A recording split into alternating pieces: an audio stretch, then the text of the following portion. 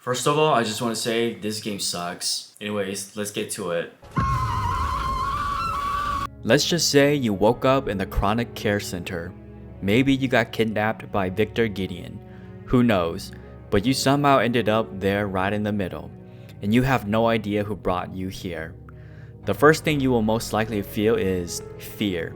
You will be confused on how and why you ended up in such a place. You wouldn't even know that this place that you woke up to is a chronic care center. But damn, does this place look nice or what?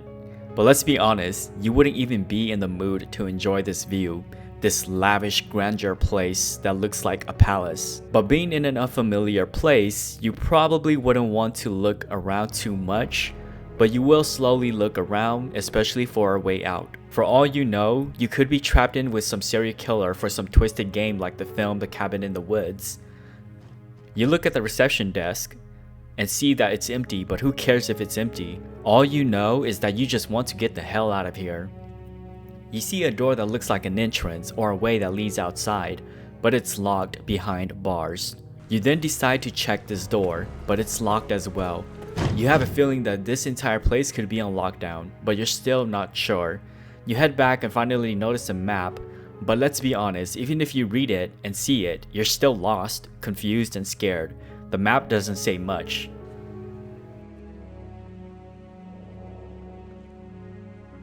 Checking the doors again, you came to an office, which is the guard office, but you wouldn't know that it's a guard office. But it does look like an office to you. The first thing that will catch your eye is probably that little hallway up ahead that is lit up red. But let's be honest, you wouldn't dare go there right away if you somehow ended up in a strange place like this out of the blue. You may be like, oh, there's a green herb, I'll take that and use it to heal my wounds in case if I get hurt. Wrong. You wouldn't even know that. You would not know that the green plant there is used to heal you up. When you see that green herb in a place like this, you wouldn't even care to think about it at all. You have no idea what that plant is. Even if you do, how would you even use it? Are you going to eat it? Or rub it on you? Heck, maybe you might even roll it up and smoke it. That's right, green herb is marijuana, baby. I'm just kidding. Now, I know there's a phone and a PC on the side, but let's be honest, it looks like it doesn't work. Even if it does work, what's the code to even dial outside of this building?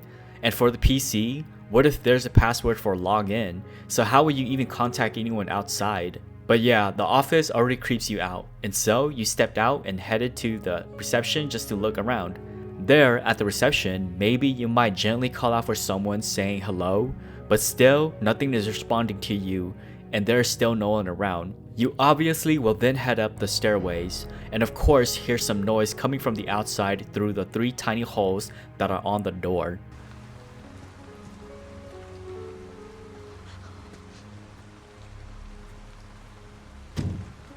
You try to open it, but it won't budge. You try it again. Still, it won't work. Now playing the game, of course, you're going to know that it needs those 3 quartz to be placed inside the 3 holes to open the door. But if this was a real scenario, you wouldn't even know that it needs those 3 quartz to be placed inside the holes in the door for it to open. And yeah, there is a note laying around that somewhat mentions it, but let's be honest here. If this was real, you wouldn't even know where to find that note. The entire time, you must be thinking, oh, it needs a key, or I need to break the glass and open it from the other end, or break the glass and climb through it.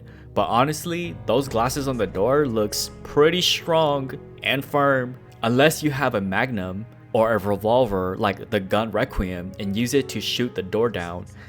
That just might work in a real situation, but still you have no guns in this situation, so you're stuck and can never get out, and you have no cell phone. And I know Grace carries a flashlight, but in a real situation like this, you wouldn't even have a flashlight with you at all. All you have is maybe your clothes. I mean, maybe some of you might get stripped naked, but I don't know. Okay, but yeah. This will only then lead you to check on all the other doors, but of course they're all locked as well. To which by now you have a good idea that this place is on a complete lockdown and no one is getting in or out. Which will then lead you to the point where you have no choice but to go back into the office and head down into that narrow small hall with the red light, which leads you to a door. When you open the door, it's all pitch black in that room, and for sure you will instantly run out immediately. But let's just say you found the light switch and turn it on. You will be shocked and scared to death because, of course, there's a dead person laying down on the floor on your left, covered in blood. And you, seeing the pale little girl up there behind the glass containment cell, you wouldn't even care too much about it. And so, you most likely will either run out immediately, but let's just say you didn't run, but you did get scared and you decided to check on the dead body anyways. And of course, you found the card, which in most cases, you most likely wouldn't even touch it or bother to read it with how filthy the card is. It's covered in blood. But okay, fine, let's say you do grab the card and read it and now you know where it leads. The card is to be used to open the locked door on the west wing. But before you even go, you're going to try and talk to a blind little girl who, let's be honest, the only thing you'll know about her is her name. That's it. Her name is Emily. She doesn't know anything about this place. She is blind. So talking to her is pretty much meaningless, but it might just make you feel a little safer, for now at least, being around her and talking to her. After that, you then make your way to the West Wing Administration office's entrance. You swipe the card on the card reader, walk down the hall. There are two paths, but you went for the right, but the door is locked. All you hear is some growling monstrous noise on the other end.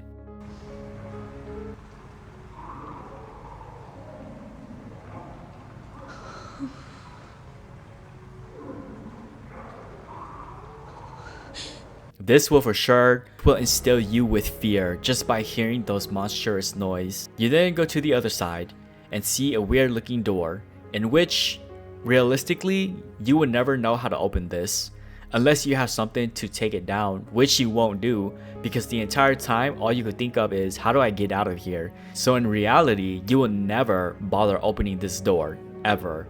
But in the game, of course, you will. Heading further down the hall, you will most likely be stung with even more fear.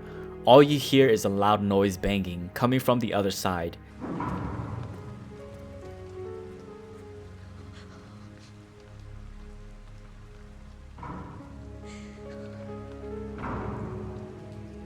It sounds too scary, too much for you already, and so you head down the bar doors instead, trying to open it, but no good. You notice this shit needs some sort of card or badge to get through it. You then turn to your right, seeing a photo of some scientists or doctors, possibly staff members, who knows. Since you can't make it through this bar door, you decided you'll just check out the room with a loud banging noise. You open the door and turns out it's the kitchen. You're going to notice a big tall guy on the left grunting while chopping something. You see blood on the wall on your right. You slowly approach and watch from behind. You see him chopping up something and it's a bloody mess. Not sure if it's actual real meat, who knows, but you feel that something is off. You got close to him regardless, but in doing so, he raises his knife at you and swings.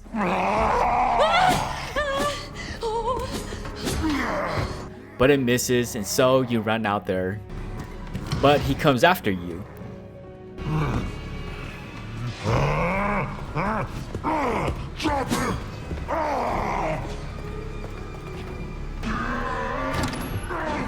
You kept going and made it back to the central hall, and you notice that he doesn't follow you outside of his area. But let's be realistic here. If this was real and not a game, he will for sure continue to pursue you endlessly until he catches you and kills you.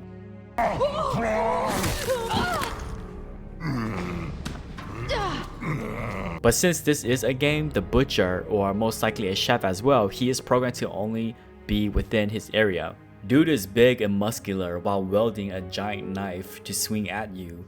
I mean, he stands probably about like 7 feet tall, and on top of that, if he actually wanted, he could have called for backup and they would have surrounded you, and you will then really be dead.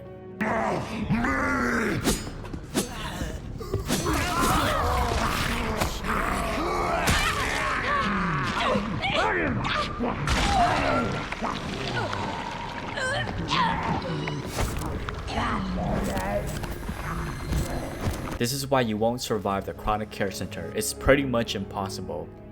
But fine, let's say you do make it past the butcher or the chef, whatever he is. Now you're in the next hallway. To your right, you see a zombie, and your left is completely dark.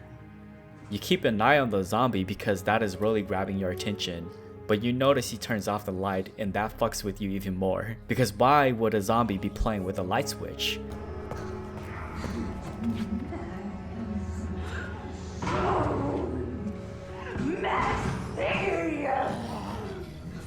Now, it's really dark. All the hallways are now dark. You now stand next to the restroom door. You hear someone grunting and banging on something. You open the restroom door and see a maid going crazy about her cleaning with her bare hands that are cut and bloody. Most likely, she got cut using her bare hands to clean the broken mirrors with smeared blood on it, from the glass mirror all the way to the walls and floor. And to make it even worse, she's banging her head onto the mirror, onto the broken, shattered glass of the mirror, and you see her with glass shards stuck in her face. This will terrify you.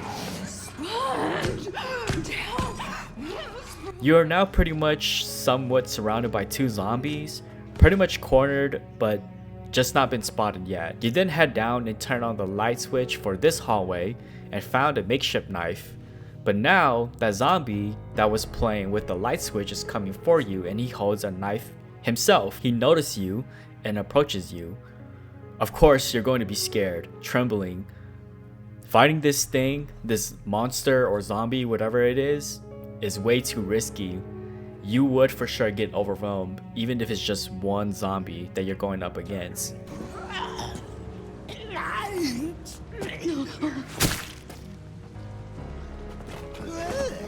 Maybe you stabbed him once, stunned him, and so you outrun him. But even if you do, in a real situation with how these zombies still retain some of their behavior, like their human behavior, he would have called for the maid and the butcher or whoever it is that is around the area to come and help him. And in doing so, they will come after you and corner you and most likely kill you. So yeah, that's pretty much how it is, you know, like realistically, like even if you did outrun one of them, well, they will either just call out for backup. That's pretty much, you know, how I see how these zombies actually work. But fine, here we go again. Let's just say you do make it past this zombie that loves playing with the light switch and you make it to the next room. This will only continue to scare you even more because now in this room, which is the dining room, you see two zombies feasting on corpses and it's a bloody mess. And on top of that, you hear a lady zombie singing in a happy, sad tone that is not very pleasant. You're not too sure where it's coming from, but looking up, that is when you witness a lady in white with white hair and blood around her mouth, who is the one that is singing. Sure, no one seems to notice you yet in the dining room. You walked up and found a gun, which is a pistol. In reality, some of you probably don't even know how to use a gun, one as basic as a handgun.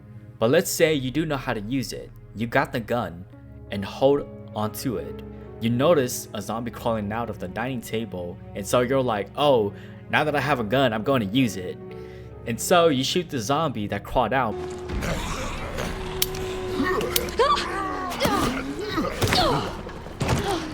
But oh no, you forgot to check the pistol magazine. You were too scared, and so you forgot to check, and so when you pulled the trigger, it did nothing. You ran, but he followed you. He is down the hallway coming closer, and you're in a new hallway. You see a stairway, but there's a zombie shadow there, so you already know that going up, your path is going to be blocked by a zombie. And so you head for the door with the red steering wheel on it. You try to open it, you're like, I'm too weak, I can't open it. But turns out you actually broke it. You turn around, but now you are cornered.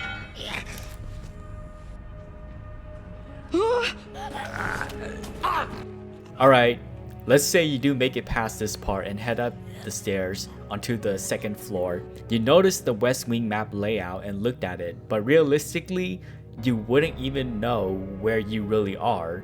You're too scared to even comprehend this map. Anyways, you go for the door here that leads to the office and records room, but it's locked. You now have no choice but to go into the bar and lounge room, in which you have been hearing that zombie lady singing in there non-stop. But you open the door anyways and enter the bar and lounge. You can't go back because, like I said, there's 2 zombies back there. You can't go up because going up another floor leads to a dead end. The reason why it's a dead end is because it's obviously just Victor's office, which is locked, and so you have no choice but to just go into the bar and lounge.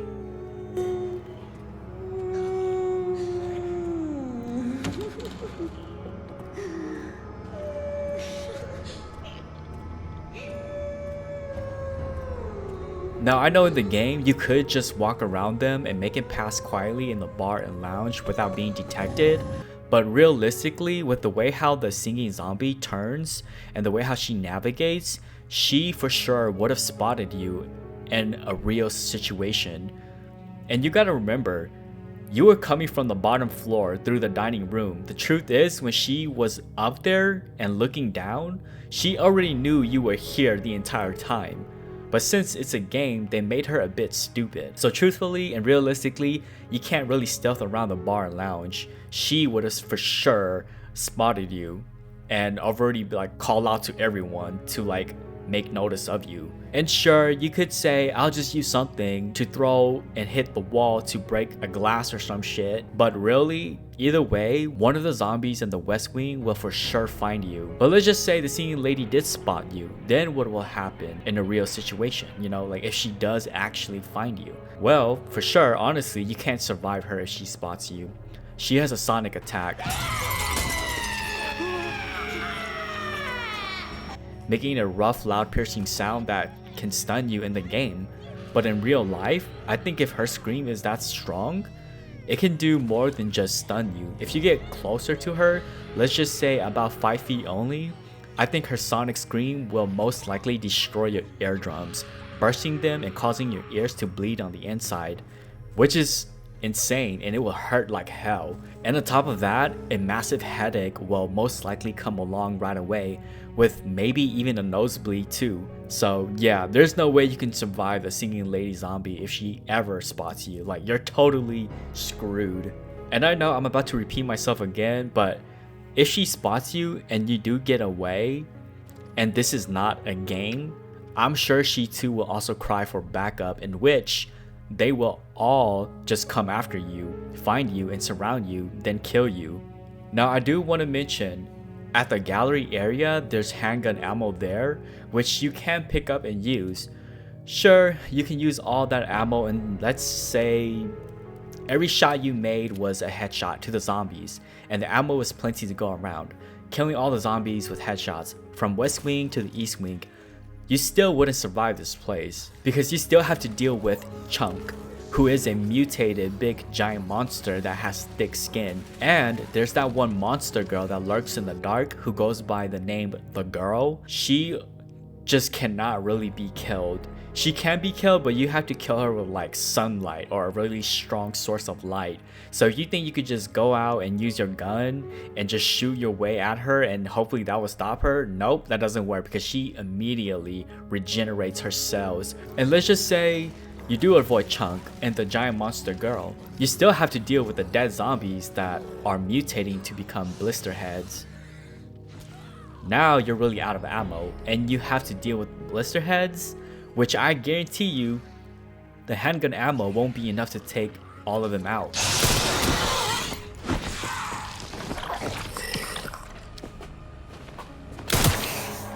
The most you can probably take out is like 4 or 5 blister heads. That's it. But then again, realistically, blister heads, in my opinion, cannot see because they have no eyes. But in the game, they program them to be able to see you even if they don't have eyes. But in my opinion, like I said, I don't think they can see you, but in the game they make it seem like they can see you and hear you and all that stuff, but whatever. So yeah, it's almost impossible to survive the chronic care center. Now the reason why I didn't really mention like some places like the parlor room and the upgrades is because realistically, you would not even know how to open the door to enter the parlor room in real life. Like if you were kidnapped and made your way to see this door, you wouldn't even know what it is that actually fits in there to open the door. you wouldn't know where to find the unicorn trinket box and know that there is a red jewel in there for you to use to open the parlor room. But since it's a game, obviously you're going to know how to open the parlor room. So you would have been stuck and never been able to access the East Wing in the first place. But let's just say you are able to grab the East Wing card in the parlor room to access the East Wing. You still wouldn't be able to survive this place with everything that I said, because once you go to the East Wing, that's when you deal with Chunk, that big, chunky, fat monster who has like thick skin, and he somewhat kind of stalks you. You could outrun him, but realistically, with how big he is and with how he could break through like the doorways, it's obviously that he could break through pretty much every wall that is made out of wood. Like, just look at him. He's like breaking down every door. So obviously if he's that strong, he could just break through pretty much every wall. So even if you keep running, he'll just break through every wall and you're just gonna have to keep running. Another thing I want to mention is that let's say you got scared and decided to hide. You don't want to be alone and you decided to stay with the little girl Emily because she makes you feel safe. And so you waited out with her. While waiting and getting to know her, you and her maybe wait for help to arrive. But even being with this little girl, Emily, it's not even safe being near this child, because if you play the game, you know that she is infected as well. And later on, she mutated into a disgusting looking monster.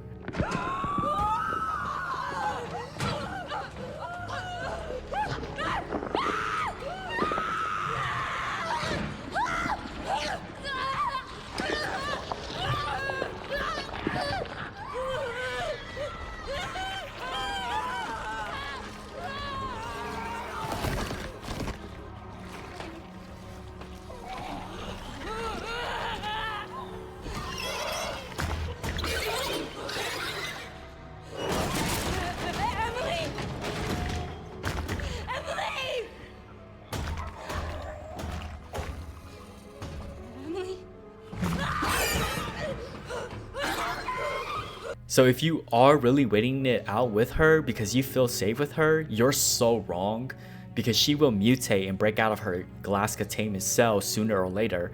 Most likely she will kill you or eat you, whatever, who knows. This is why surviving this place or trying to escape is almost impossible. And the reason why I said almost impossible is because maybe there is a small chance of getting out of the chronic care center, but honestly I wouldn't even know where to start. And I'm not going to say anything anymore for the East Wing side, because it would just be pretty much almost the same thing as telling the West Wing side, and that would just be too boring and making this video too long.